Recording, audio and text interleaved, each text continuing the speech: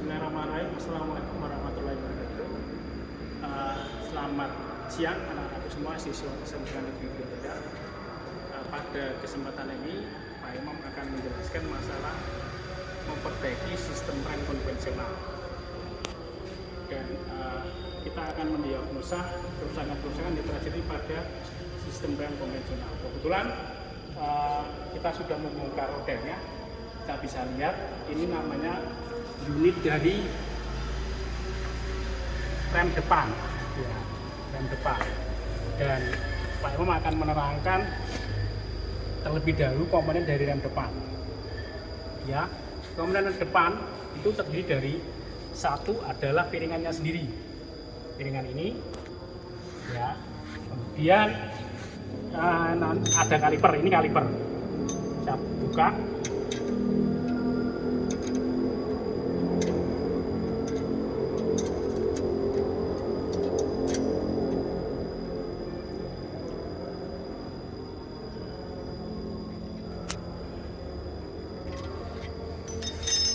Kita buka kaliper, ini kaliper. Kemudian ada pad, ya, ini pad, ini pad. Kemudian ada piston kaliper, ya. Yang pertama, bahwa kerusakan atau diagnosa pada rem piringan yang pertama adalah keluhannya terjadi pada umumnya bahwa rem akan berbunyi saat diinjak. Ada beberapa faktor yang menyebabkan rem berbunyi saat diinjak. Yang pertama adalah ketebalan dari pad ini. Ya, bila padnya sudah tipis, maka bagian dari besi yang melindungi yang bersama dengan pad ini akan bersentuhan langsung dengan rotor atau piringan sehingga mengakibatkan bunyi. Dan ketebalan minimal dari pad ini adalah 1 mili. Ya, kita cek di mobil yang kita sedang praktek, yaitu mobil Kijang. Ini ketebalannya dengan jangka sorong ini bisa dilihat 9 mili. Artinya bahwa tebal dari pad ini aman, tidak ada masalah. Kemudian yang menyebabkan rem itu berbunyi juga adalah adanya barang atau kotoran yang berada pada sela antara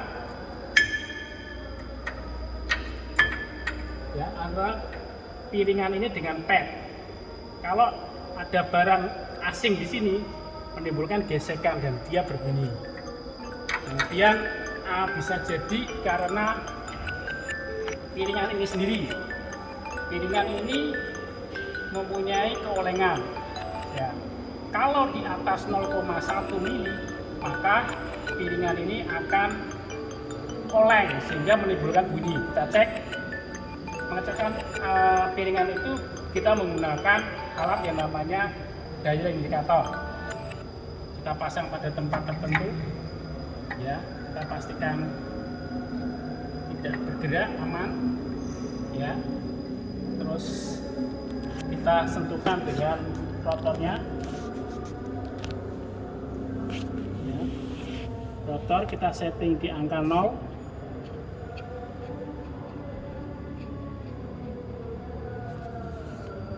ya. Kita setting, kemudian kita putar rotornya. Oh, ini belum sentuhan ini. Nah, kita sentuhkan dulu. Kita setting di angka 0 lagi.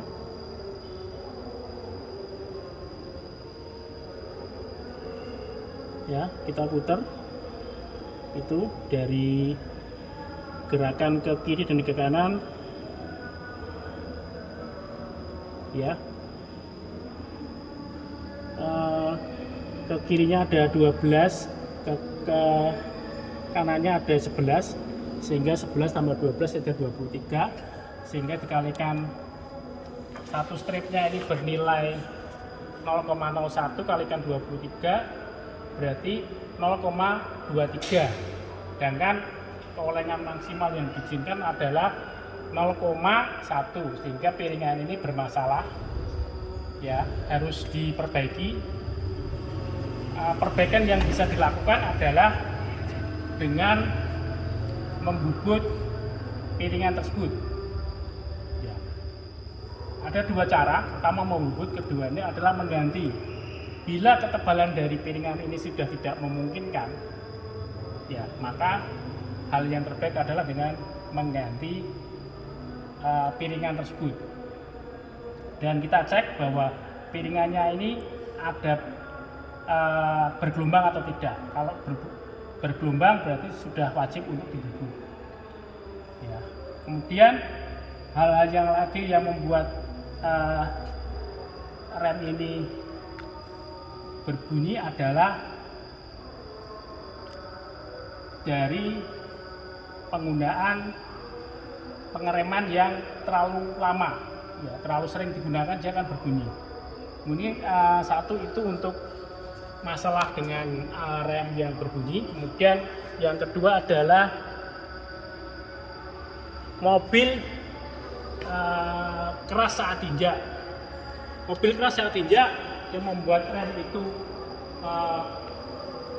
itu nyaman untuk dikendalikan adalah pada booster. Ya, ini booster yang kita punya. Ya, booster yang punya kita. Ini ada selang, ya, selang booster. Gunanya booster adalah memperingan ijakan untuk rem, sehingga kalau booster itu pada selang atau pada silsilnya di master sini mengalami kebocoran, maka untuk penekanannya adalah sangat berat.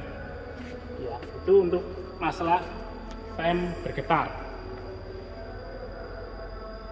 Ya, untuk rem itu sangat keras injak.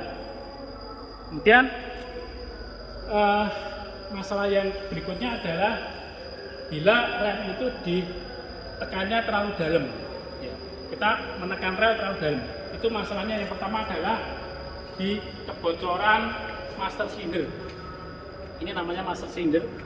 Ini ada selang yang menuju ke front, ya, ada axle depan, roda depan, ini ada roda belakang.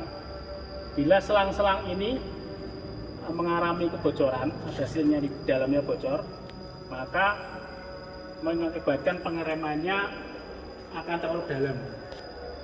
Ya. Dan juga di pad ini bila terlalu tipis, dia pijakannya terlalu dalam.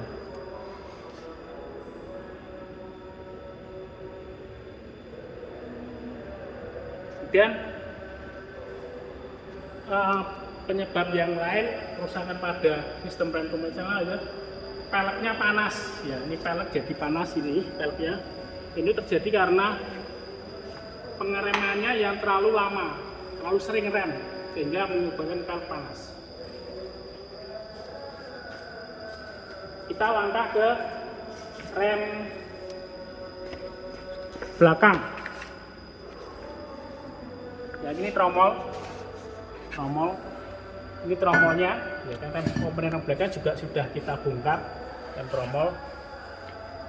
Kemudian ini ada wheel cylinder. Kemudian ini ada backing pad. Kemudian ini ada adjusting untuk rem. Kemudian ini ada kampas rem tromol. Dia ada pegas untuk melepas kampas rem. Ya. Ada beberapa masalah yang harus kita identifikasi. Pertama di backing pad ini. Backing pad coba dilihat secara visual, fisik, bahwa backing pad itu aman dengan mengidentifikasi permasalahan. Yang pertama, apakah ada keretakan pada backing pad? Apakah ada cacat yang berupa keretakan, berupa karat, berupa lubang-lubang, terjadi pengaratan dan lubang-lubang? Bila tidak ada, maka backing pad ini dikatakan aman. Dan seperti yang kita tahu bahwa backing pad ini kita lihat secara di mobil Kijang itu aman, tidak ada masalah. Kemudian ketebalan dari kampas rem ini, ya, saya tidak akan membongkar, saya akan langsung melakukan pengukuran dengan menggunakan jangka sorong. Ya, jangka sorong, kita menggunakan jangka sorong yang dalam.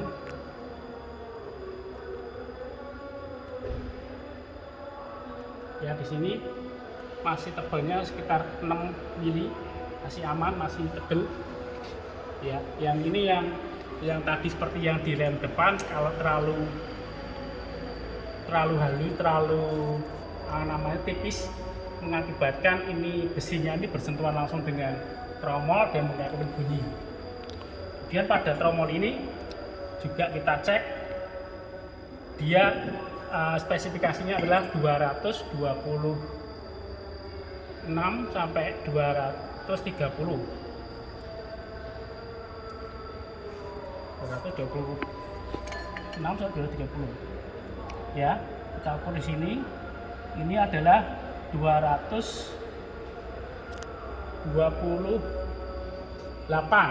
Ya, artinya bahwa tromol ini masih masuk spesifikasi dan tidak ada masalah dengan tromol ini, sehingga tromol ini bagus. Kemudian pengecekan yang berikut untuk tromol adalah untuk kehalusan, apakah terjadi gelombang. Ya, bisa nanti dengan amplas ya, gelombang ini dengan cara yang paling ringan. Kalau tidak ada gelombang tidak ada masalah. Kemudian penyebab yang kedua untuk rem belakang tromol, bahwa pengereman itu terlalu dalam. Ya, bisa diakibatkan karena ada wheel cylinder sini.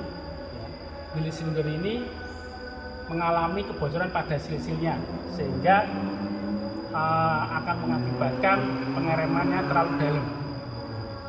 Kemudian ada juga yang pada kampas rem ini. Kampas rem ini kalau terlalu pendek, dia akan terlalu tipis, dia akan mengalami pengereman yang dalam atau panjang. Dan untuk ada beberapa faktor, ada yang adjusting ini bisa digunakan untuk memperpendek jarak dengan tromol, tetapi kalau kampas rem sudah tipis juga tidak berpengaruh. Dan apa tadi yang mengakibatkan peles panas untuk roda belakang juga sama, yaitu terjadi pengereman yang terlalu lama. Ya.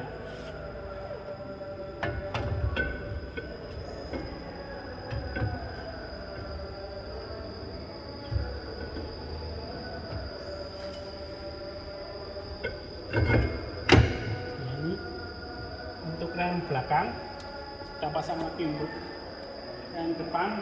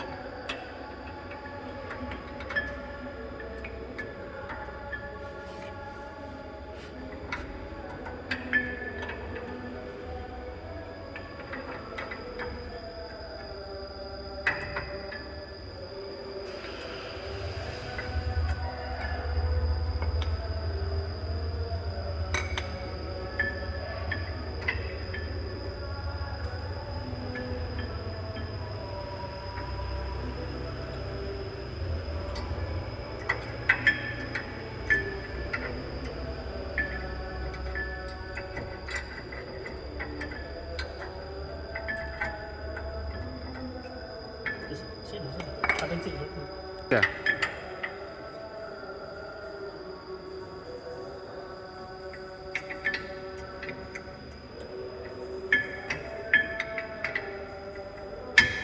Kita pasang lagi, ya. Kita pasang untuk baut pengunci kaliper.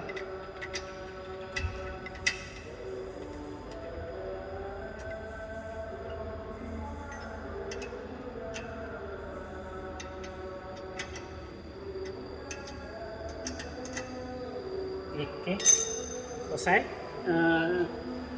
Kita sudah pasang lagi. Demikian materi pada siang ini untuk memperbaiki sistem rem konvensional untuk masalah kerusakan-kerusakan dan diagnosa apa yang terjadi pada rem konvensional. Terima kasih, semoga video ini bermanfaat buat anak-anakku sekalian. Assalamualaikum warahmatullahi wabarakatuh.